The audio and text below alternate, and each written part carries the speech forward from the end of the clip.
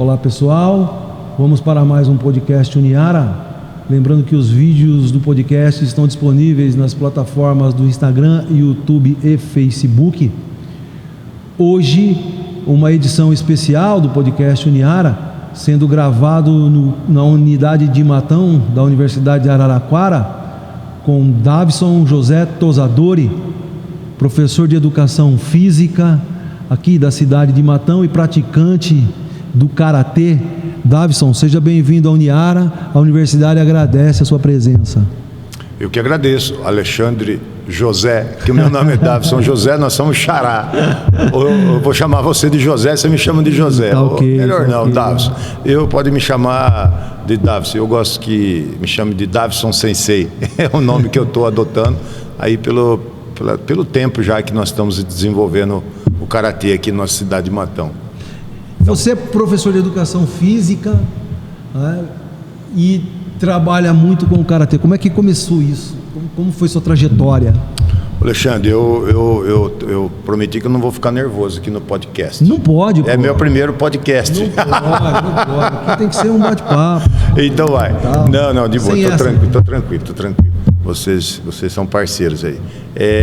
Então, eu tenho uma história aí já, uma trajetória aqui na cidade de Matão de 36 anos.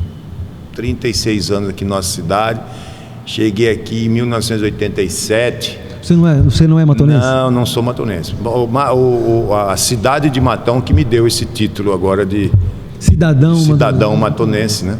Porque atualmente, como vereador, você automaticamente você é inserido aí nos halls dos cidadãos matonenses. Com muito orgulho. Adoro essa cidade. Escolhi essa cidade, né? Eu escolhi. Você é nascido onde? Eu sou nascido em Itatiba, uma cidade muito gostosa também, interior, ali próximo de Campinas, Jundiaí, uma cidade que eu adoro demais, respeito, tenho muitos amigos lá. Meu professor está lá até hoje, onde às vezes eu vou lá buscar alguns conhecimentos, ainda vou lá para Itatiba, meu professor Sensei Ailton de Itatiba, onde eu aprendi meu Karatê. E jovem ainda, com 19 anos, acho que eu nunca falei isso, eu tinha acabado de terminar o tiro de guerra. Lá em Itatiba tem tiro de guerra. Sim. Então, muito comum no interior. No interior tem muito disso. E eu tinha terminado o tiro de guerra e eu conversando com o meu sensei, com o meu professor, eu falei, eu tinha vontade de começar a transmitir os ensinamentos de Karatê, mesmo porque ali em Itatiba eu já ajudava o professor. O professor, ele me recrutou no último ano e ele, dentro da academia, eu era funcionário da academia para dar essa aula. Eu não era formado em educação física, era recém-formado em faixa preta naquela época, mas com a tutela, né, do sensei ali, do professor. Então eu ajudava os novatos, né, os iniciantes do Karatê na época. E aí eu peguei o gosto de ensinar, né? Era um desafio, né?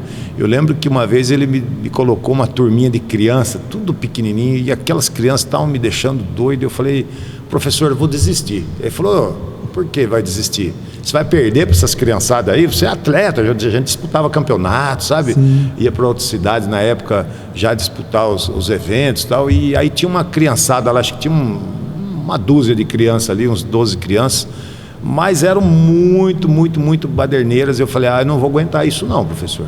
Elas não me respeitam. Ele falou, se você quiser desistir, quando ele fala, se você quer desistir, Alexandre, desistir, eu não conheço a palavra, o significado da palavra desistir. E ele pegou bem na palavra, né? Se você quiser desistir, a gente arruma outra pessoa para dar aula para essa turma. Quando ele falou desistir, eu falei, não, aí modifiquei, a gente tentou interagir com as crianças e eu peguei gosto. E aí, depois de algum tempo, ele viu que eu levava jeito de interagir com as crianças, porque daí eu parecia mais, eu era o mais crianção da turma ali, sabe? Sim. E peguei gosto e dali para cá, só passaram tem um pouquinho mais, 36 anos, vamos arredondar aí para 36 anos. Aí eu vim para Matão, né, com um amigo, vamos arriscar, vamos conhecer as cidades. Eu acho que eu queria fazer isso, acho que a idade, né, 19, para 20 anos, você quer sair da cidade, você quer novos horizontes, desbravar. Acho que era isso que eu tinha naquela época. Eu nunca tinha saído de Itatiba assim, para ficar fora por muito tempo. E acabei vindo para Matão. Antes, Alexandre, quase que eu vou para Minas, quase que eu vou para Monte Sião, porque o professor ele tinha uma academia em Monte Sião, e aí de vez em quando ele falava: Davison, vai lá para Monte Sião puxar esse treino lá que hoje eu não posso ir. Então você saía de Itatiba, de ônibus. É longe, de ônibus, era longe. Aí Itatiba, Monte Sião, ficava lá um dia, 2 dias, dava o treino e voltava. E na época eu já era faixa preta na época. E você disputava campeonatos de karatê? Os campeonatos, os torneios. Lógico, naquela época, nós estamos falando, moço, de 36 anos atrás, eram poucos as competições, né? Tinha uma federação apenas, que era a Federação Paulista, que na época, na verdade, nós ainda não fazíamos parte da Federação Paulista de Karatê, nós fazíamos parte de uma federação de pugilismo. Nós éramos considerados... O karatê era ligado ao pugilismo. E era ligado à federação de boxe. Boxe. Não, na verdade, a federação... Não, vamos parar, deixa eu lembrar. Faz tempo, Alexandre, peraí. Você está resgatando memórias aqui que eu não acionava há muito tempo, Alexandre. Aí o que aconteceu? Nessa época, tinha lá a federação, a associação de pugilismo, federação de pugilismo, onde todos os lutadores eles se federavam, queria federar, e os campeonatos e os torneios de karatê eram feitos por essas associações. Sim. Para ser regularizados. Para você disputar uns jogos regionais, você também tinha que fazer parte de alguma federação. Aí depois que veio a Federação Paulista, só que era um grupo fechado lá em São Paulo. Tinha 12 associações e era um grupo fechadíssimo. Sim. Nós não conseguimos entrar. Aí, com muito sacrifício, nós nos adaptamos aos métodos, ao estilo que hoje eu faço, é um estilo Shotokan. As pessoas que praticam aí o karatê vão saber o que é o estilo Shotokan, são vários os estilos. Na época nós fazíamos um outro estilo que nem o pessoal não ouviu falar, que era o estilo Kwaishin, que é a grande união de várias modalidades, né? E a federação, ela falou: então vocês têm que entrar nesses estilos aí, que é Shotokan, Shitoryu, Shorin. E aí depois nós passamos para a Federação Paulista. Aí na época eu era faixa marrom, quando nós entramos na Federação Paulista. Aí eu fui fazer exame para faixa preta na federação para ficar oficial. Então, essa é um pouquinho da nossa história lá atrás. Aí nessa época a gente já disputava então jogos regionais, um campeonato paulista, que era um por ano, eram regionais, jogos abertos e mais um campeonato paulista. E fora uns amistosinhos bem pequenininho ali da própria cidade, né? Hoje não, hoje nós temos campeonato aí bons praticamente todos os finais de semana. Entendi. Mas assim, existia quando você chegou aqui, existia alguma coisa do karatê na cidade? Vocês tinham? Não. Ou vocês estavam iniciando um trabalho aqui, começaram um trabalho aqui? Você me fez lembrar uma outra história. Quando eu cheguei em Matão, 1987, eu terminei o tiro de guerra em 87, eu vim para cá final de 87, início de 88, mais ou menos. Aqui tinha passado um professor por aqui. Já tinha passado um professor. Olha como que é a história. Tinha passado um professor e ele tinha vendido, né, oferecido os kimonos e pego as mensalidades e dado no pé. E aí chega o Davison, forasteiro, falando de karatê. Moço do céu, que dificuldade. Vai fazer a mesma coisa. Mas eu teve várias pessoas que falaram: Davison, você vai pegar a nossa mensalidade, vai comprar, vai vender o kimono e vai embora. E eu falei: mas quantos mais ou menos? Não, nós estávamos em 25, 30 pessoas. O cara sumiu com 30 mensalidades e 30 kimonos. Isso em 1987. Os caras aqui... Eu falei, mas nem meu karatê vai dar conta de segurar esse pessoal que estão tudo bravos, sabe? Eu falei, não, eu não tenho nada a ver com isso, vou estar aqui, se vocês quiserem. Aí eu até falei, se vocês quiserem comprar o kimono de vocês, se vocês quiserem mandar fazer o kimono. Aí eu trouxe modelo, aí era eu que confiava neles, deixava o meu kimono na mão deles, eles levavam para a costureira, cada um fazia o seu kimono, e assim foi. Eu fui ganhando confiança, fui ficando na cidade. E aí, meu amigo, esses 36 anos aqui nessa... E aí, nesse período, depois você cursou Educação Física?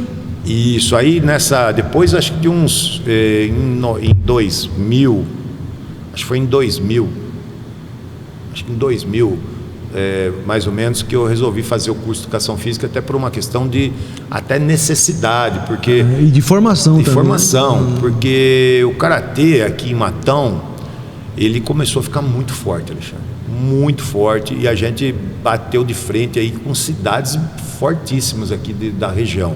Franca é muito forte, Ribeirão Preto é muito forte, Jabuticabal, Araraquara, e nossos atletas precisavam ter um pouco mais de conhecimento, mais preparo físico, e aí nós tivemos aí por vários anos aí uma equipe de alto rendimento aqui na nossa cidade. Tivemos equipes aí muito fortes, campeão paulista, campeão de jogos regionais, campeão brasileiro, campeão de jogos abertos. Então nós tivemos a necessidade, me levou a estudar e conhecer mais. E existe hoje um campeonato de karatê municipal? Olha, ou as academias se enfrentam entre elas? Como é que é isso? Como é que é organizado o karatê aqui hoje em Matão? Hoje nós temos várias associações aqui. Nós temos, e lembra que eu falei que lá atrás era uma federação? Sim. E era um grupo fechado, eram 12 associações. Sim. Nesse tempo a coisa explodiu de uma tal forma. Eu lembro, eu não vou saber falar direito, mas a Lei Zico na época, sim, ela deu condições para que as pessoas, que as associações, as academias se organizassem e criaram várias federações. Eu não sei se isso foi bom, se isso foi ruim. Eu acho que o karatê cresceu, não? O karatê, outras artes marciais também cresceram muito. Mas assim, eu percebo que ficou muitas federações. Então tem várias federações hoje. Tem Federação Paulista, Federação do Karatê do Interior, FPK, FKP. Então tem um monte de federação. E em Matão nós temos isso também. Tem algumas vertentes, né? Algumas academias vão mais para as competições de uma federação, outros buscam outras federações, mas uma coisa eu garanto para você, Matão hoje tem um karatê muito forte, independente de federação. A gente tem visto aí bons karatecas, bons atletas que vêm trazendo muito resultado para a nossa cidade. Existe uma escolinha de karatê em Matão? Pois é, meio cansado, o professor já está meio cansado, mas eu tenho uma escolinha na prefeitura, a gente desenvolve um trabalho, principalmente uma dívida que eu tinha comigo e com a nossa sociedade, eram os projetos sociais. Eu fui muito competitivo, Alexandre. Eu tenho que admitir que o Davison, por um período aí, foi muita competição, muito competitivo. Eu queria saber de competição, né? E você sabe que às vezes a competição, a gente tem que, depois que você começa a estudar e você começa a ler mais, você começa a inserir em querer participar mais das questões sociais, uma coisa que eu estou aprendendo e que eu estou aprendendo muito, estou curtindo muito, estou vendo a importância que é o social da nossa cidade. Sim. Nós estávamos conversando um pouquinho antes. Sim. Da nossa entrevista aqui, que as criançadas hoje é muito celular, muito, sabe, e participa pouco, e muitas vezes é falta de oportunidade, e às vezes falta de incentivo. O professor lá do karatê só falava de competição, e aquele menino que às vezes não gosta de competir, ou não que ele está ali para praticar um esporte e tal, mas ele não vai ser um atleta profissional. Às vezes não é o interesse dele. Ele está ali para um lazer também. Para estar inserido no grupo. E eu tenho que fazer essa meia-culpa, que em alguns momentos aí eu só falava de competição. Eu fico imaginando aí quantas crianças que perderam a oportunidade de estar incluso aí dentro de um karatê. Porque aí depois você você restringe, né? Você restringe. Então, ao invés de você trabalhar 20 crianças, você trabalha 5 que querem competir e que vai fazer. Mas aí existe a relação entre você formar atletas e você formar cidadãos. Existem essas duas vertentes, não é isso? Sim. E aí você se preocupava, então, muito em formar atletas e se preocupava menos com a questão cidadã, de formação do atleta, do praticante do esporte e tal. É isso? Exatamente. Você conseguiu colocar isso em palavras. Mas eu aprendi, a gente vai aprendendo. Acho que existe um amadurecimento, né? E eu fico muito feliz de anos para cá ter enxergado isso dentro do karatê. E transmito isso para os alunos, transmito isso para os faixas pretas. Eu tenho vários faixas pretas aí que já estão dando aula, já tem seus alunos. Eu já sou, acho que tataravô já do karatê, viu? Porque já tem alunos, os alunos que já estão dando aula, sabe? Eu tento passar isso, eu não deixar cometer os mesmos erros que eu cometi lá. Eu acho que a competição é importante, é importantíssimo você ter ali uma vitrine, né? Até mesmo para aquele menino que está começando hoje, ele se espelhar naquele, eu quero ser campeão, eu quero estar viajando, tem uma menina que foi disputar no Canadá, outra menina foi disputar no Paraguai, na Argentina, sei lá onde que elas foram disputar os campeonatos em outros países aí. Então aquele menino que está começando, ele tem que se espelhar no atleta. Né? Mas você separa isso? Então, porque, por exemplo, assim, como é que você, como professor há 36 anos de karatê, diz assim, esse menino tem talento pro karatê, e aí você diz assim, poxa, eu vou treinar esse cara para ser atleta, porque isso é feeling, não é? Sim. Como é que é isso? Como é que você trabalha isso? Hoje, devido a isso, o que a gente faz? Por exemplo, aquele treino tem que ter um treinão onde a gente traz esse pessoal para ser um espelho. Então, de repente, olha, hoje eu vou falar aqui o nome, o Alexandre, que é o nosso atleta de ponta, está treinando com nós, vamos aproveitar ele. Aí todo mundo quer ir lá fazer uma luta com o Alexandre. E o Alexandre, ele se doa naquele momento. Não é o treino para ele, ele sabe disso. Só que vai ter um momento que, agora sábado à tarde, é treinamento só para a equipe. A gente faz um treino, sexta-noite é só treino da equipe. Então a gente consegue, em algum momento, restringir esse número de... Mas hoje a gente trabalha o atacado, a gente trabalha a inserção. Então eu tenho alguns parceiros aqui em Matão, alguns projetos que eu tenho participado. Davison, você sabe que nós aqui, o Fagner é testemunha disso, nós conversamos com muita gente sobre luta. Nós falamos com o pessoal do Muay Thai, né? Kickboxing, judô. Uma coisa que assim, a gente percebeu muito, né? É relacionado à formação profissional desse pessoal. Porque muitas vezes o cara vai lá, ele treina lá uns 2, 3 meses, ganha uma faixinha azul, ele vai lá, monta na casa dele e põe lá. Né? Ele quer ganhar dinheiro. Karatê lá, enfim tal. Ele quer levar o lado comercial.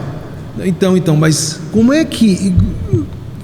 Existe alguma coisa, ou vocês trabalham de alguma forma, dizer o seguinte, olha, o fulano lá tem capacidade para formar atletas e formar cidadãos, porque isso é muito da questão de formação profissional, não é o cara foi lá, ficou 3 meses lá no karatê, ganhou uma faixinha amarela lá, o cara vai lá e já passa a dar aula para todo mundo. E aí, nas conversas que nós tivemos, isso é muito peculiar, porque o pessoal começa a falar, então, mas o cara lá não tem formação profissional para aparecer e tal, mas o cara vai lá, faz 3 meses, ganha uma faixinha, vai lá e começa a dar aula. Como é que é isso? Porque assim, isso dificulta o trabalho de quem é profissional, de quem trabalha com atividade há muito tempo, né?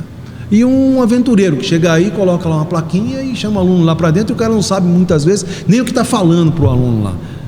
Como é que é essa relação? É complicado. Aí a gente chama que é o professor YouTube. A gente chama de professor YouTube. Você sabe o que é o professor YouTube? Não? Sei. Ele assiste um vídeo do YouTube e já acha que meia hora antes da aula e vai lá e quer dar aula o que ele aprendeu no YouTube. Sim. Tá? Então, se eu vou dar uma aula para você, Davison vai te dar uma aula, e eu vou falar de um desenvolvimento pessoal de 36 anos. Eu tenho que reconhecer que aquela posição, aquela técnica que eu explicava há 30 anos atrás, hoje eu explico totalmente diferente. Eu tenho que fazer essa autocrítica. Sim. Né? E eu pergunto muitas vezes, quem estiver nos assistindo, para você, posso falar? Posso apontar o cidadão que está, o Fagner, posso apontar o cidadão que está nos assistindo? Vou fazer uma pergunta, Alexandre. Respeito todo mundo. Você tem lá um médico que vai operar seu coração. Ele nem se formou ainda na faculdade. Ele está fazendo residência. Ele assistiu uma cirurgia, ele aprendeu o nome lá dos bisturi, aprendeu toda a parte técnica ali, mas ele ainda é a primeira cirurgia dele. E tem lá o outro médico que já faz 30 anos que opera. Se você fechar o olho dele, ele vai lá, opera de olho fechado. Quem você quer que eu te opere? Não, claro, essa é uma pergunta até parece óbvia, né? Mas assim... Mas as pessoas não fazem isso. Não fazem isso. Então, eu acho que quando você vai escolher o professor, você vai escolher um professor. Aquele professor vai ser seu tutor. E voltando àquele assunto, nós tivemos uma conversa antes que tinha que ter gravado nossa conversa, Alexandre. Nós tivemos um bate-papo ali, 5 minutos de bate-papo, que nós precisamos até... O que acontece? O tutor é aquele cara que ele não vai falar só sobre a técnica. Eu não sou só professor de karatê. Eu sou formador de opiniões, eu formo o cidadão, a gente ensina ética. Aí eu pergunto, quando aquele professor que está lá, que eu chamo de professor do YouTube, eu chamo mesmo, professor de YouTube, não estou citando nomes. Sim. Aqui em Matão nós temos excelentes professores. Sem dúvida. Acho que aqui em Matão não conheço nenhum professor YouTube. Pronto, já estou tranquilo. Aqui em Matão nós não conheço, eu pelo menos não conheço nenhum professor YouTube aqui em Matão. Então estou livre. Mas nós sabemos que tem. E até para que não apareça, né, nenhum professor YouTube. O professor é aquele professor que o pai ou a mãe, quando traz o filho para treinar, ele sabe que o professor vai ensinar ética, vai ensinar comportamento, vai ensinar o que é certo, o que é errado. Eu tenho uma turma, Alexandre, que eu tenho criança de 6 anos e tem criança treinando junto com ele que tem 9 anos. 6, 9. Aí você fala, 3 anos é pouca diferença nessa idade. Não. 6 anos você pega o menininho ainda pequenininho. E 9 anos já tem uns meninos, já são rápidos, já tem agilidade. Então na educação física, a gente sabe a diferença corporal que tem de uma criança de 6 anos para uma criança de 9, 10 anos. Tem uma diferença enorme, muita diferença. Entendeu? Criança de 6 anos, você não vai trabalhar força, velocidade. Já criança de 9, 10 anos, você consegue trabalhar velocidade, agilidade, flexibilidade. E assim você começa a trabalhar. E aí o que acontece? Eu hoje na minha turma, eu ponho os dois para lutar. Às vezes tem a mãe lá assistindo, ela regala um olho, fala assim, nossa, o Dafo está colocando meu filho de 6 anos para lutar com outro de 9 anos. Eu só olho para o menino de 9 anos e falo, faça assim para ele, dá uma piscadinha e fala assim, ele faz assim para mim, e vai para a luta. E ele cuida daquela criança de 9 anos. Então, baseado nisso que você está me dizendo, é o seguinte: hoje nós temos um problema com jovens, de forma geral, estou dizendo isso em todas as classes sociais, que é assim, por exemplo, a incapacidade ou a pouca capacidade que os pais têm hoje de dar disciplina, né? Como é que usar o karatê para fazer com que o sujeito tenha disciplina, comportamento? Porque assim, o karatê ele vem, e me corrija até se eu estiver errado, ele vem de uma arte marcial, né, com uma característica nipônica de forma geral, em que a primeira regra é o respeito e disciplina. Como é que é trabalhar isso hoje com crianças de 6, de 9, de 10, de 15? Porque hoje, e aí eu vejo que eu dou aula na universidade, a gente já pega os alunos lá em cima, a gente já pega a ponta do processo, todo torto, todo errado, cheio de problemas, com dificuldade de entender regras, de entender que as coisas têm um caminho que tem que ser seguido. Como é que é esse universo? Alexandre, eu tenho uma frase que fala: você só consegue oferecer aquilo que você tem. Sim. Eu acho que o momento do karatê é onde você consegue ensinar uma disciplina, e eu falo que é uma disciplina consciente, mas aí eu tenho que voltar no processo, eu tenho que voltar um pouquinho no processo. O Davidson também cometeu erro lá atrás. Sim. Quando eu comecei, eu comecei a dar aula, quando eu me coloquei de frente com um grupo de crianças, lógico que eu tinha um tutor que era o meu professor. Sim. Eu acho que o bom é isso, é você não querer, o professor que queira, o professor que estiver pensando em dar aula, não é sair de uma vez e abandonar o tutor. Eu sou professor, mas eu tenho alguém que está me ajudando. Por exemplo, você vai ensinar uma criança através de exemplos, uma disciplina consciente. E na época eu queria colocar uma disciplina imposta. Você sabe o que é ser impor uma disciplina? Ditador. Não, você não pode pisar não pode pisar de sapato ou de tênis, de chinelo, calçado em cima do tatame. Pisou, paga flexão. Hoje eu não faço mais isso. Hoje eu chego para apresentar o tatame, eu falo: olha, coloca o tênis aqui, coloca o chinelinho aqui, entra no tatame. Cumprimento do seu tatame, que é o local onde você vai aprender suas coisas, você vai ganhar coisa aqui dentro, você vai trazer para você muito conhecimento. Aí eu sento com a criançada e falo: olha, quando a gente vem de fora do tatame, a gente tem que deixar as impurezas lá fora. Vamos entrar aqui dentro com o coração limpo e com os pés limpos também. E aí a gente vai fazer um treino saudável. Se a gente trouxer impurezas para cá, isso vai atrapalhar nosso treinamento. Então nada mais justo do que tirar o calçado lá fora. Outra coisa, eu falei: tem alguém que vai limpar o tatame aqui para você. Olha como o tatame está limpinho. Então vamos deixar. Você começa a explicar, chama disciplina consciente. Aí vai ter aquele menino que esqueceu. Lembra aquele dia que nós conversamos? Agora, se eu não conversei com ele, como que eu vou exigir alguma coisa dele se eu não expliquei nada para ele? Que antes era assim: não pode pisar. Mas por que não pode? A criança, ela quer saber. Criança de 7 anos, 8 anos, mas por que não pode? É a idade do porquê. Sim. Então hoje mudou a forma de ensinar. Então a disciplina, minha opinião, tem que ser consciente, tem que ser conversado. Agora, tem aquela criança, Alexandre, que não quer ser disciplinada. Tem aquela criança que ela não... o interesse dela não é aprender o karatê. Aí está no lugar errado, aí a gente não pode fazer nada. Primeiro a criança tem que querer, né? Não é o pai que tem que querer, a mãe tem que querer. E até porque ela tem uma linha de conduta. Você tem que cumprimentar o adversário, né? Você tem que sair e pedir licença, para voltar tem que pedir licença.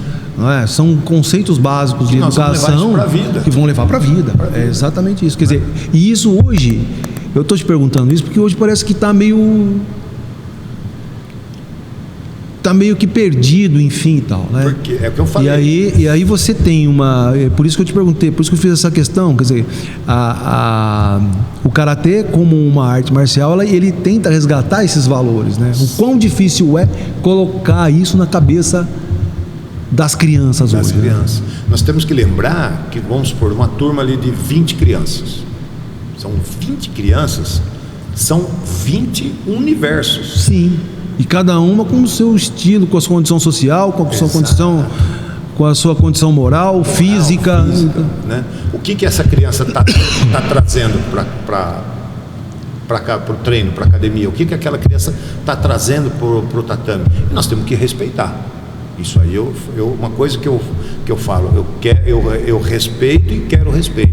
Então eu concordo com diferenças, concordo com pensamentos diferentes, só que aqui existe uma norma. Olha, não pode pisar de sapato dentro do tatame. Por quê?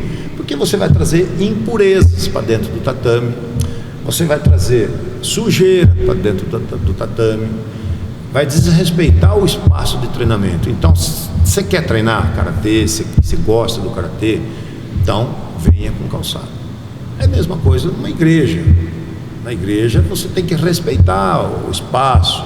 Você não pode chegar lá fazer o que você quer. Então, no momento. Então existe respeito em todos os lugares. Então a gente quer ensinar isso para as crianças, para que elas levem isso para a vida delas, né? Fagner.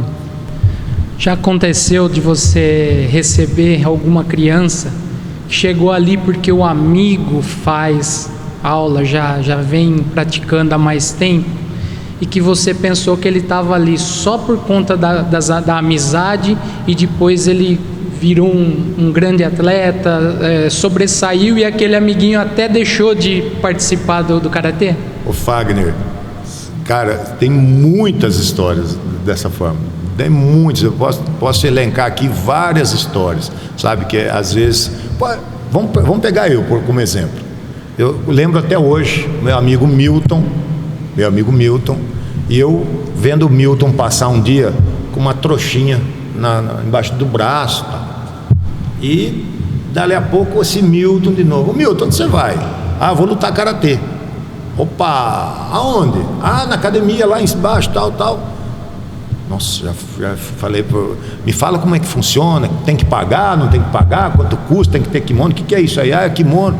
Já cheguei com a ficha completa para minha mãe. Mãe, quero treinar karatê, assim, o Milton treina, tal. Ah, o que minha mãe me falou na hora? Pelo amor de Deus, você já é atentado, ainda vou deixar para ensinar, você vai fazer karatê? Quem que segura você? Não, você vai fazer karatê para você ficar brigando na rua. Eu escutei isso da minha mãe, eu levei quase um mês para convencer minha mãe. Aí depois que eu convenci minha mãe, você achou que estava resolvido o problema? Não, agora você vai convencer seu pai. A hora que meu pai veio falar, que eu ouvi falar pro meu pai: pai, eu queria lutar karatê. Esquece. Italianão? Sim. Bronco? Esquece. Vai lutar karatê, depois você vai querer brigar na rua e vai me trazer problema para casa. O problema era brigar na rua. Pois é, eu falei: mas caramba, não é isso que eu queria, gente. Isso aconteceu comigo. E aí vai, conversa, até que meu pai falou: mas parece que você está querendo mesmo, né? Porque meu pai tem muito aquele negócio de, chama que ele falava, fogo de palha. Sim. Você é fogo de palha, você vai, começa, daqui a pouco você não vai. E eu queria, e eu via aquele Milton passando, indo com kimono, até que um dia eu fui com o Milton lá na academia, assisti o treino, eu fiquei doente com vontade de treinar. E aí eu cheguei lá e não tinha kimono, coloquei um agasalho velho que eu tinha lá e fui pro treino, adorei aquilo, falei pra minha mãe: eu fiz uma aula lá, experimental, e é isso que eu quero mesmo. Acho que eu tinha 11 para 12 anos na época, 11 para 12 anos. E aí minha mãe falou: tá bom, vou falar com seu pai. E assim foi, minha mãe costureira, depois de algumas aulas já fez um kimono para mim, de um pano, um tecido branco que ela conseguiu lá. E aí, bacana. Fagner, voltando ao nosso assunto, 1 ano, 2 anos depois, o Milton parou, e eu falei: Milton, vamos lá treinar. Eu que chamava o Milton para treinar. Eu gostava mais do karatê do que o Milton. Eu percebia que o Milton era meio desanimado, sabe? Não tinha aquela pegada mesmo, sabe, no karatê. E Milton ficou para trás, e eu sou um modelo, um exemplo. Um outro exemplo, eu tinha uma mãe de aluno. Ela ficava levava o menino para treinar, e ela ficava assistindo aula, e um dia ela falou assim: Davison, eu gosto muito da ginástica do karatê, esse aquecimento que você faz, você pula, levanta, salta, e abdominal, e flexão, e alongamento, e esse treinamento de agilidade que você faz, é um treinamento muito dinâmico, que hoje em dia, Alexandre, o pessoal chama de funcional. Eu fazia funcional há 30 anos atrás. Pô. Só mudou o nome. E ficou chique. É o que o pessoal faz hoje. Não é? O pessoal muda o nome, deixa chique. Tá? Né? E aí, então, o que aconteceu? Ela falou assim: eu adorei esse aquecimento. Eu falei: vem treinar. Ela falou: mas será que eu podia só fazer a parte do aquecimento? Eu falei: pode vir, vem pra cá. E aí? Aí a mãe começou a fazer o aquecimento, 1 aula, 2 aulas, 3 aulas, viu? E aquele movimento lá?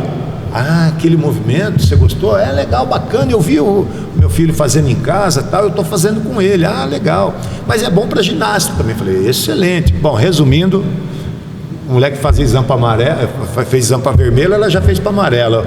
O menino fez para laranja, ela já fez para vermelho. Já foi levando a mãe. Treinou muito tempo. Então, respondendo a sua pergunta, o karatê ele é contagiante, viu? Contagiante. E os estilos do karatê? Então, meu estilo é um estilo Shotokan, né? Um estilo. Explique isso para nós. Há muitos anos atrás, muitos anos, quando ninguém de nós éramos nascidos, os japoneses na época, vão pegar o Shotokan. Eu tenho mais facilidade de falar do Shotokan, que a gente estuda mais, né? Um professor chamado Funakoshi, numa ilha próximo do Japão, que não fazia parte do arquipélago, pelo menos pelas histórias que nós lemos, não fazia parte ainda do arquipélago japonês, Okinawa. E eles faziam um tipo de luta, até por necessidade, Alexandre, porque primeiro que você não podia usar arma, né? O imperador, belo de um dia, para ter força, ele proibiu, baniu, ninguém podia usar uma faca, não podia usar espada. Então, o que aconteceu? Eles chegavam, saqueavam as plantações, trigo, algum tipo de legumes lá que o pessoal plantava, né? que era cultura de subsistência na época, cada um plantava, comia o que plantava ali na época, e saqueavam, né, essas colônias. E eles, como que eles iam se defender? Não podiam ter armas, não podiam ter espada. Aí eles começaram a desenvolver a arte da luta. Aí era a foice, era uma enxada, era uma madeira, era um bastão, e eles começaram a desenvolver isso. E isso foi tomando forma, estou falando isso há muitos anos. E aí começou lá um lutador, um exímio lutador, que na época, a história fala que o sensei, o Gishin Funakoshi, era um menino muito fraco, raquítico.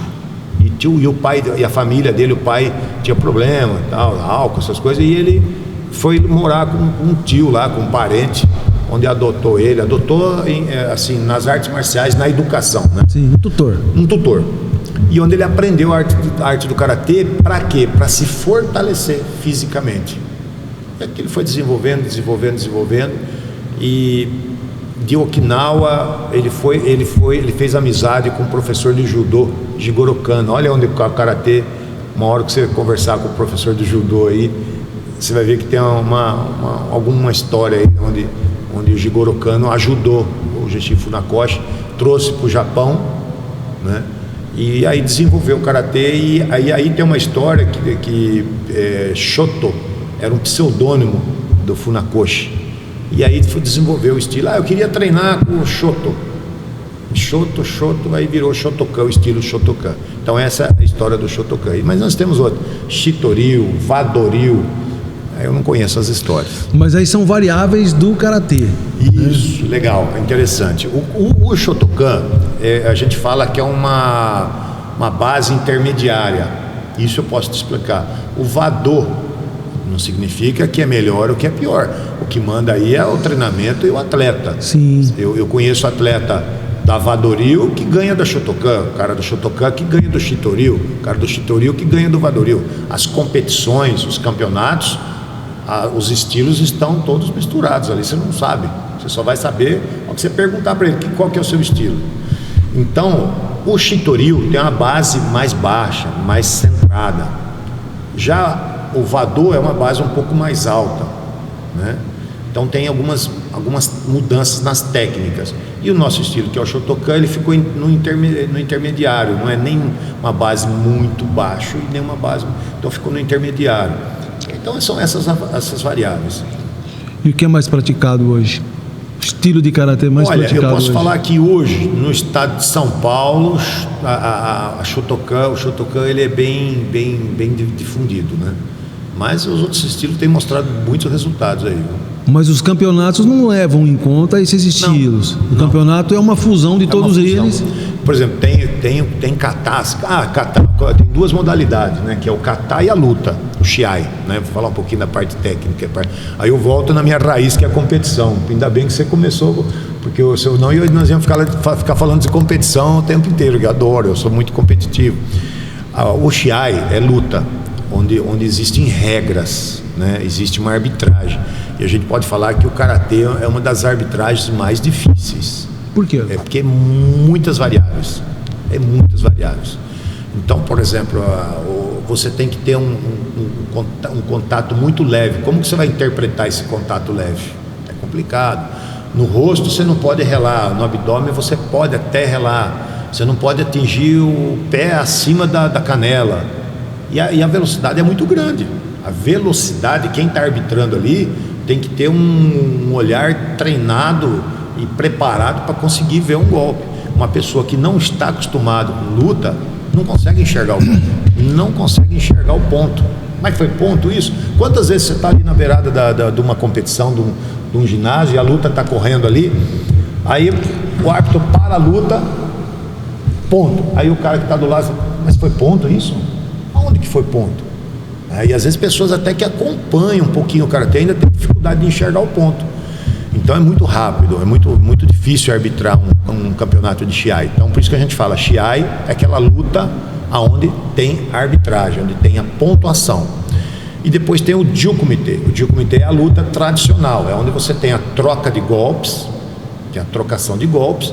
A pontuação é mais subjetiva. Você olhando assim, você fala assim, esse cara está levando vantagem, levou 2 golpes, balançou um pouco o golpe, dobrou na hora do golpe, caiu 2, 3 vezes, foi para o chão. Então é uma arbitragem mais subjetiva. Eu participei quando comecei do então eu ia te fazer uma pergunta assim, as regras do karatê limitam a sua prática? Olha, eu te fiz essa pergunta porque a gente andou conversando com uma rapaziada aí da capoeira, uma rapaziada aí da luta, né? Que o cara fala assim, tá bom, a gente luta capoeira, mas agora você tem umas regras específicas para capoeira. Pô, mas essa não é a capoeira que eu luto. Porque uma coisa é a dança, é a luta, enfim, tá. Outra coisa é a competição, porque aí você tem que enquadrar o sujeito em determinados golpes. Aí, vale esse, vale aquele, vale esse, isso aqui não vale. Quer dizer, você acha que essa condição de regra nos esportes de luta, ela limita a sua prática? Limita, sim, o processo de desenvolvimento cultural da luta? Olha, eu acho que não. Eu acho que essas regras de competições, ela vem, eu não vou falar pelo karatê, não posso falar pelo Muay Thai, claro, nem pela capoeira, vou falar pelo karatê. Eu acho que é o seguinte, eu acho que essas regras vieram em bom momento. Por quê? Para podermos manter a integridade física do atleta. Porque da forma que, quando eu comecei, minha carreira encerrava muito rápido. A carreira de um atleta de karatê, da forma que era há 30 anos atrás, a carreira encerrava muito rápido. Porque não vale tudo, né? Pois é, você está entendendo? Então, para você ter uma ideia, nas minhas primeiras competições nem sabia o que era luvinha. Aí depois de uma competição vieram lá com uma espuminha em cima aqui do punho, uma espuminha, onde aquela espuminha não segurava nada. E todo o campeonato era supercílio estourado, lábio estourado, nariz sangrando, canela doendo, braço, antebraço. Cara, era muito pesado. Agora, esse é o karatê. Agora, se você quer lutar esse karatê, você não precisa ir para o campeonato. É um vale tudo, né? É um vale tudo. Sim, é o que a gente, nesse universo das conversas que a gente teve de luta, a gente tentou entender mais ou menos essa relação. A gente conversou com o cara do Muay Thai, né, Fagner? Lá que ele morou no Paquistão, não foi? Na Tailândia, né? Onde vale tudo. O cara lutava até sem luva, né? Tinha aquelas lutas, né? Assim. E aí a gente, então, por isso que eu tô te fazendo essa questão, né? Tô levantando esse assunto, né? Mas eu acho que para você ter uma competição, até para quem está organizando uma competição, para quem está organizando, ele tem que se preocupar com a integridade. E com a segurança. Com a segurança. Então, uma das dificuldades que nós temos em colocar o karatê, por exemplo, em jogos regionais, jogos abertos, no início foi isso. Foi essa dificuldade. Mas hoje não. A gente ainda tem aquele problema, você que trabalha, você tem aquele problema, o pai fala assim, eu não vou levar meu filho lá não, é muito violento. Tem isso. Você sofre com isso? Tem. Ainda existe? Ainda existe. Porém, por isso que nós temos que mudar isso. Ainda existe. Não vou colocar meu filho, porque eu não quero que ele saia brigando na rua. Ainda existe. Ainda existe. Eu estou ouvindo isso há 36 anos, 40 anos estou ouvindo isso. 36 anos de Matão, né? Lembrando que quando eu vim para Matão, eu já vim faixa preta para cá, né? Então são mais de 36 anos aí. Mas vamos falar, eu ouço isso direto. E a gente, qual que é a nossa função como professor, educador? Então, o karatê tem regra, não pode acertar, mantém a integridade física. Aquele menino de 9 anos, ele consegue fazer a lutinha com o de 6 anos. Porque o de 9 anos, ele já tem consciência. Nós já estamos conversados, já conversei com ele. A luta do menino de 9 anos com a luta do menino, junto com o menino de 6 anos, a luta não é do de 9, a luta é de 6. Quem está lutando ali é o de 6. O de 9 ele está ajudando. Aí eu coloco um moleque de 9 com outro de 12. Mas você faz essas coisas? Eu faço porque eu tenho que ensinar a consciência para essas crianças. Então, vou pegar um gancho no que você disse, porque assim, você é professor de educação física, né? Ensina relativamente crianças, jovens, enfim, tal. Como é que é esse trabalho nas escolas de Matão? Como é que é a relação entre o professor de educação física e o universo da luta? Como é que é dizer, chegar na sala de aula e falar assim, para um aluno de 5 anos, nós vamos aqui fazer um esporte de luta, ele é assim, assim, assim, assim. Como é que é essa relação? Olha, às vezes o que acontece, eu pelo menos, quando eu chego numa escola ali, que eu falo que eu vou dar uma aula de karatê, aí é uma alegria. Eu quero lutar. É mesmo? Quero lutar. Eu tenho essa adesão. Você tem essa adesão? Tenho sim. Porque isso é importante. É muito importante. Eu vou falar onde eu tenho a dificuldade, você não vai acreditar. Eu tenho a dificuldade nos jovens. Depois dos 14, 15 anos, eu chego para dar, eu fui numa sala de aula, não vou falar o nome da escola, eu cheguei numa sala de aula, uma criançada de 13, 14, 15 anos. Eu fui convidá-los para fazer um treino demonstrativo. É que eu não me dou por vencido, mas parecia que eu estava falando com a lousa. E aí eu estava olhando no rosto da professora, ela estava meio que sem graça, que ela falou, coitado. Ela olhava para mim e falava, coitado do professor, veio aqui com a maior das boas intenções e não está tendo esse retorno. Eu não consegui, não senti uma empatia ali com aquelas crianças. E eu sou bom de conversa, eu conversei, tentei quebrar o gelo de um jeito, tentei quebrar o gelo do outro, e não vai, você não consegue chegar nessa juventude. Culpa do celular?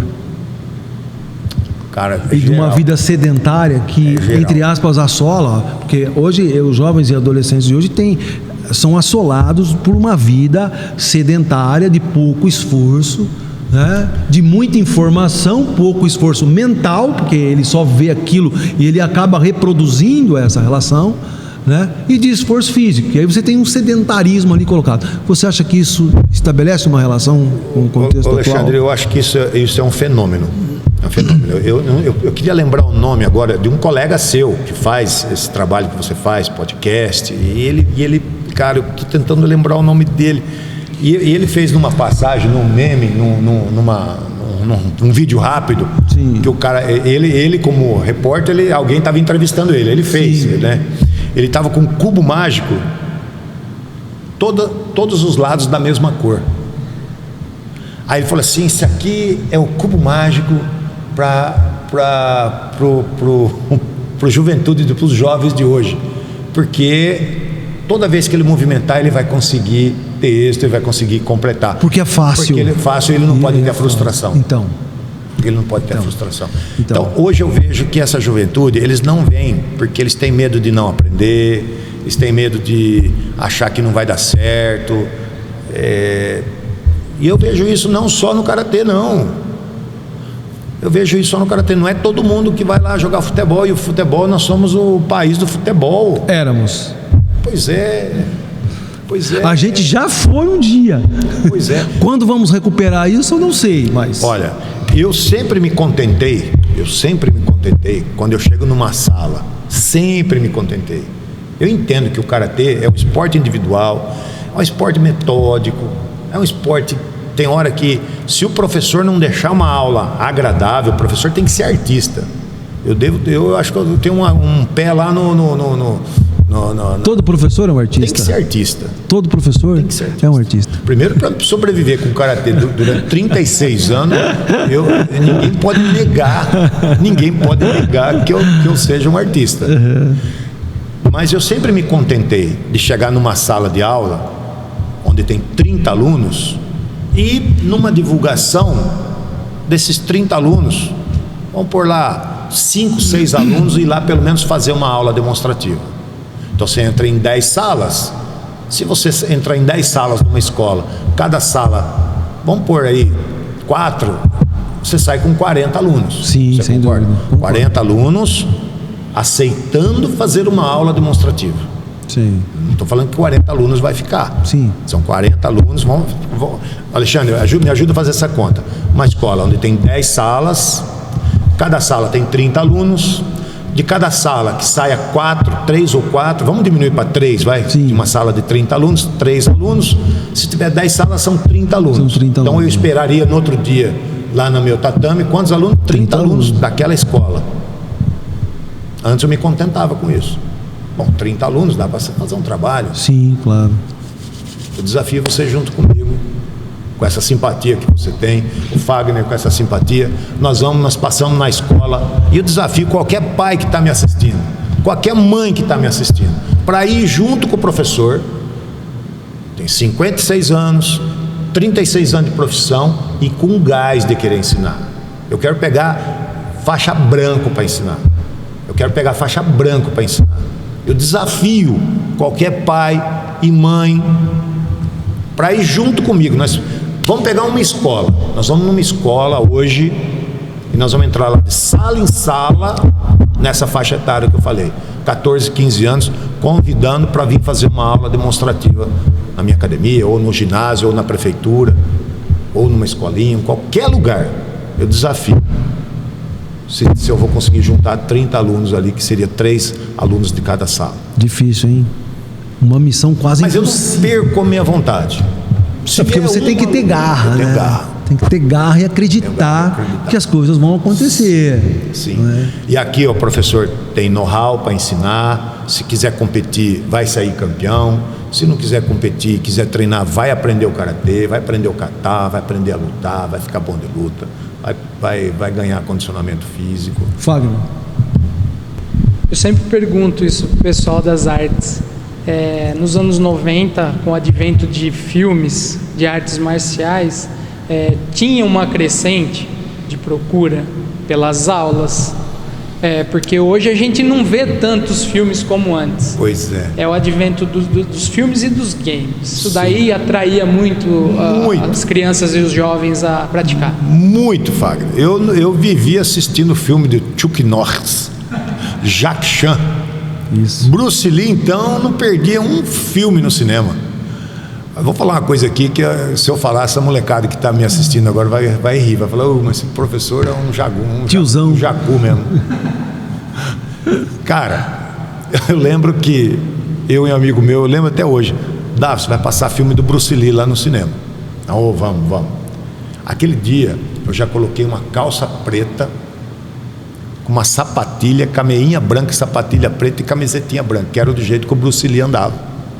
E era Kung Fu, mas nós fazíamos karatê, mas não interessa, a luta era luta. E eu passei na casa do Eduardo, mesma coisa, agasalho, só que ele estava com agasalho de outra cor, e nós fomos nós dois no cinema.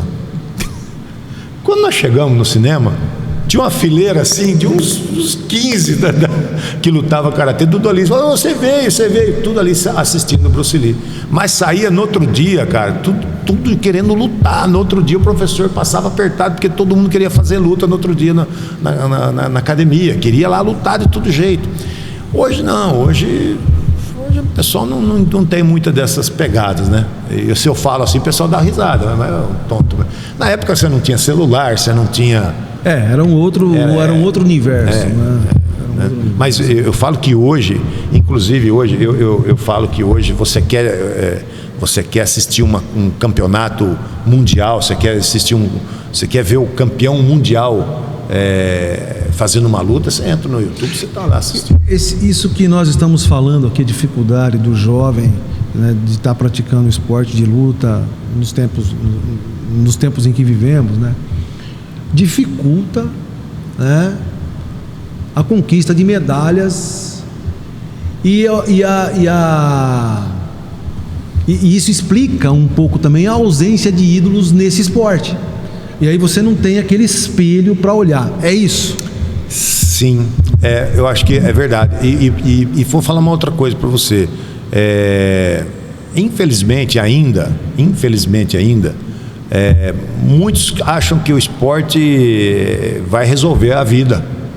Não resolve. Ele quer. Por que o menino quer jogar futebol? Infelizmente, por que o menino quer jogar futebol? Porque ele quer ganhar milhões. Ele quer ter o carro importado, ele quer estar lá rodeado de meninas, de moças bonitas, que é o que eu vejo por aí, entendeu? Hoje o jogador de futebol ganha milhões.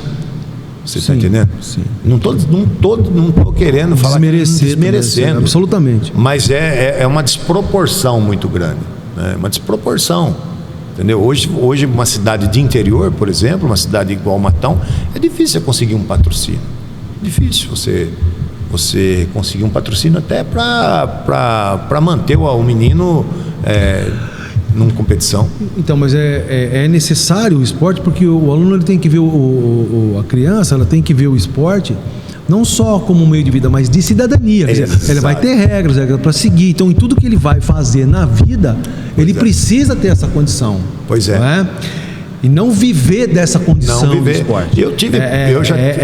Tirar ensinamentos do esporte para a vida. Sim, sim. Eu tive vários pais que vieram me perguntar, vieram falar assim, mas o karatê dá futuro? Eu já ouvi isso, sabe?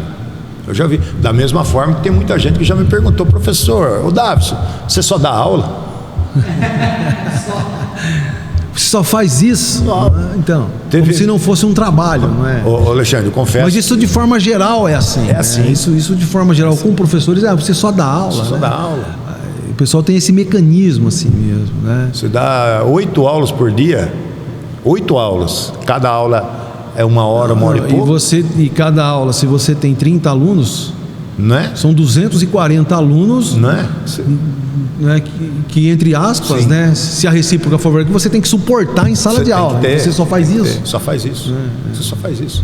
E aí você tem um campeonato no final de semana, às vezes você sai daqui 5 horas da manhã, 4 horas da manhã. Teve campeonato de a gente sair daqui 4 da manhã e chegar às 6 horas da tarde, 12, mais de 12 horas aí no final de semana. Faço isso com a maior alegria, adoro. E volto a dizer, o sensei com 56 anos tá com a tocha ainda para competir, para treinar, estão à disposição. E você acha, eu te fazendo uma pergunta muito particular assim, você acha que pode surgir algum ídolo no karatê no Brasil? Hoje, no cenário? Tem surgido sim. Eu acho que tem. Nós temos aí vários. Não vou lembrar nome, não vou elencar nomes aí, mas nós temos aí uma equipe brasileira de karatecas. O nível técnico, a educação física tem evoluído muito, Alexandre. A educação física, nós temos que agradecer aí aos cursos, aos profissionais da área de educação física, que hoje você não consegue fazer uma luta se você não tiver um profissional da área de educação física próximo ali. O professor não tem necessidade, não necessariamente o professor ser formado em educação física. Eu não defendo isso não. Mas ele tem que ter alguém da educação física próximo dele. Sim. Porque eu me formei primeiro como professor de karatê, e você fala, mas se você tivesse paralelo um curso de educação física na época, eu confesso que eu tentei, mas eu me aprofundei demais no karatê. As competições me deram muita experiência, os treinamentos que a gente fazia intercâmbio com outras cidades me deram muita experiência. E naquele momento não cabia educação física, não tinha condições, não dava. Eu iria fazer um curso de educação física meia boca só para dizer que tinha um curso. Quando eu fui fazer educação física, Alexandre, depois de formado, já tinha minha equipe de competição, até sentindo necessidade da educação física, eu lembro que os professores da sala falavam, nossa, eu e tinha outros profissionais na época, eu lembro que junto comigo tinha um profissional, tinha um menino que fazia musculação, o cara era muito forte e ele também teve a necessidade da educação física, tinha um professor de atletismo, um de vôlei e um de futebol, já veteranos na época, quando eu fui fazer educação física, eu tinha mais de 30 anos na época. Sim. Aproveitei muito o curso de educação física. Aproveitei que os professores falavam assim, puxa vida, vocês fazem cada pergunta que eu não vejo essa pergunta do cara que saiu do colegial. Ou seja, o cara sai do colegial e vai fazer educação física. Diferente do cara que sai lá das quadras, que sai lá dos jogos regionais, que sai lá dos jogos abertos. Tem uma outra visão. Tem outra visão, claro. E aí você chega lá para um professor de cinesiologia, ou de anatomia, ou um professor de nutrição, ou então o seu professor de fisiologia do exercício, e apresenta algumas questões para eles ali, que ele fala, puxa vida, que bacana essas perguntas. Então eu aproveitei muito o curso de educação física. Então o karatê, como outras modalidades, o próprio futebol hoje, o futebol mudou muito. Muito. Você percebeu que o futebol, não estamos aqui falando de futebol, mas percebeu que o futebol, os times estão muito equilibrados entre eles. O que desequilibra ali muitas vezes é o técnico, né? E o jogador que tem uma técnica. E o jogador que tem uma técnica ali, uma razoável ali e tal. Mas o time, o preparo físico, a condição física ali, eles estão ali treinados para manter os 90 minutos, e às vezes até uma prorrogação eles conseguem. Daquilo ali já começa a machucar todo mundo, até por conta de dificuldade. Então, a educação física evoluiu muito. E o karatê está ganhando muito com isso. Nós temos eu tenho certeza. Agora, o que nós precisamos é que os grandes empresários aí olhem para o karatê, olhem para o esporte com um pouquinho mais de carinho. Então eu não posso deixar de falar, né? Porque a prefeitura não dá conta para tudo. A prefeitura é a mãe, o pai de tudo. Tudo tem que cair numa prefeitura. A prefeitura tem que fazer, sim, tem que fazer as escolinhas, tem que valorizar o professor, tem que dar condição do professor, tem que ter um espaço. Mas a condição da iniciativa privada é fundamental, né? Nós precisamos disso. Nós precisamos disso. E uma outra coisa que eu vejo também, que é uma coisa que eu sempre dei umas cutucadinhas, não posso deixar de falar, geralmente as competições,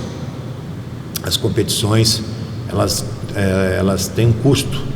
Né? Para você disputar um torneio hoje tem custo, né? Geralmente é a academia que paga, né? É a academia que paga.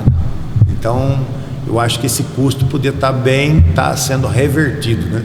Quem sabe aí, alguns eventos desse aí, por exemplo, jogos regionais. Jogos regionais não tem custo.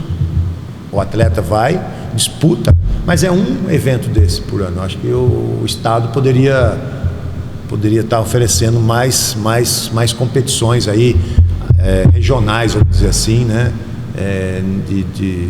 Proporcionando aí que esses atletas pudessem participar mais sem custo, né? E os jogos regionais é acima de 18 anos. Sim. E a molecada, a gente sabe que para a gente descobrir atleta tem que ser os 12, 13 aí, essa idade aí que a gente consegue descobrir os atletas, né? Conversamos aqui com Davison José Tosadori. Davison, prazerzaço falar com você. A Uniara agradece demais a sua presença. Foi um papo fantástico sobre karatê. A gente agradece. Alexandre José, eu também fiquei muito feliz em conhecer você, o Fagner que me fez o convite. Muito obrigado pelo convite.